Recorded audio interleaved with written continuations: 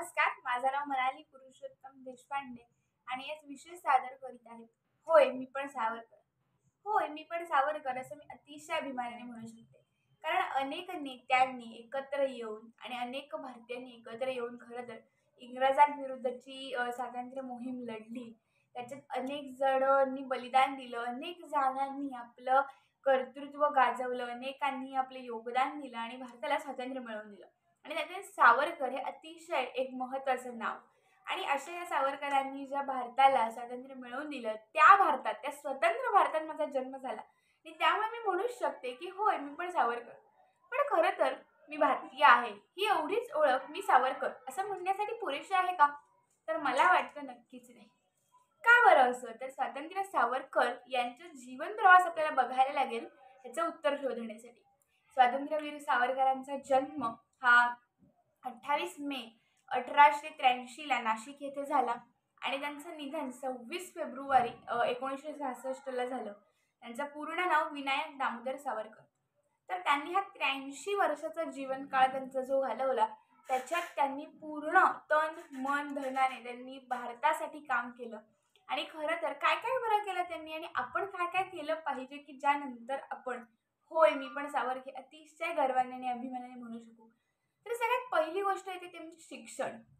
सावरकरांनी त्यांचं शिक्षण पूर्ण केलं आणि अनेक चांगल्या ठिकाणी जाऊन अनेक चांगल्या गुणांनी नेहमीच उत्तीर्ण होऊन त्यांनी ते शिक्षण घेतलं. कुठेही शिक्षणाचा अभाव तिथे दिसत नाही आणि जेव्हा मला असं वाटतं मी माझं शिक्षण अतिशय चांगल्या गुणांनी आणि अतिशय नीटपणे पूर्ण करेन, तेव्हा खरं तर एक त्यांच्या मोठ्या अख्ख्या जीवनातल्या अनेक गुण ज्यांच्या अंगी होते, त्याच्यातल्या एका गुणाला खरं तर मी पायीक उतरले असं मला वाटेल. त्याच्यानंतर सावरकरांचं देशप्रेम. सावरकर हे अतिशय देशप्रेमी होते, देशभक्त होते. त्यांनी भारतासाठी किती काही गोष्टी केल्या, हे खरं तर एका भाषणात सुद्धा सांगणं कठीण आहे. पण त्यांनी अनेक गीतं लिहिली, अनेक गोष्टी त्यांनी केल्या. त्यांनी ते अंदमानला जेव्हा जेलमध्ये गेले, तिथे सुद्धा त्यांनी फक्त आणि फक्त भारतावरतीच त्यांचं प्रेम ते कायम व्यक्त करत आले. स्वदेशीची जी चळवळ होती त्याचे खरं तर ते प्रणेते होते. त्यांनी ह्या चळवळीचा आग्रह धरला होता आणि त्यामुळे जेव्हा मी माझ्या आयुष्यात विदेशी ब्रँडच्या गोष्टी न वापरता जेव्हा स्वदेशी ब्रँडचे गोष्टी वापरेन, तेव्हा खरं तर मी परत एकदा म्हणू शकेन, की होय मी पण सावरकर. त्याच्यानंतर एक महत्त्वाचा गुण आणि महत्त्वाचं अंग सावरकरांचं जे पुढे जाणे ते म्हणजे कला. त्यांनी फक्तच त्यांची कला जोपासली नाही, तर त्यांनी त्यांच्या कलेचा वापर हा देशप्रेम व्यक्त करण्यासाठी आणि तेव्हाच्या समाजाला जागृत करण्यासाठी आणि सगळ्यांच्या मनात स्वातंत्र्याची भावना निर्माण करण्यासाठी त्यांनी त्यांच्या कलेचा वापर केला. ते अतिशय उत्तम लेखक होते. त्यांनी अनेक पुस्तकं लिहिली आणि अनेक गीतं लिहिली. "निमजसी ने परत मातृभूमीला" ही एकच ओळ जरी ऐकली ना त्यांच्या गाण्याची, तरी सुद्धा आपल्याही मनात स्वातंत्र्याविषयीची तळमळ जागृत होते.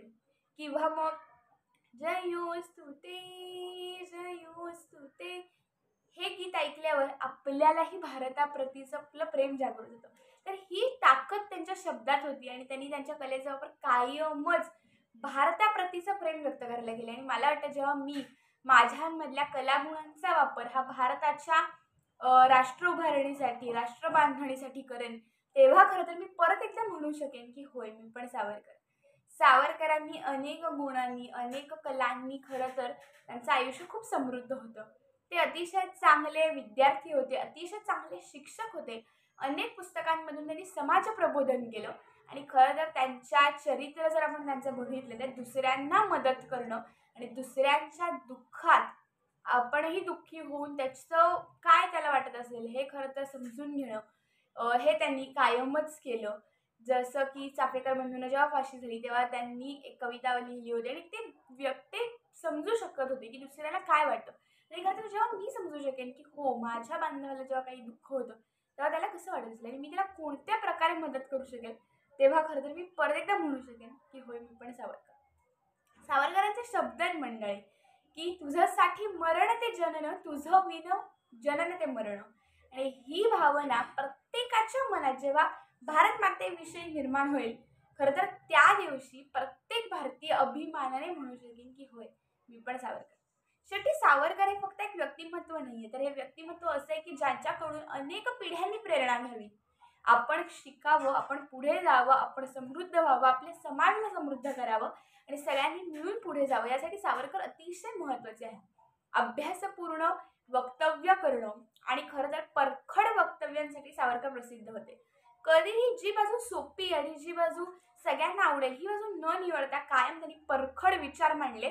प्रसंगी ते कडू पण वाटले असतील, पण खरं तर जे गरजेचे होतं ते आयुष्यात कायमच सावरकरांनी केलं.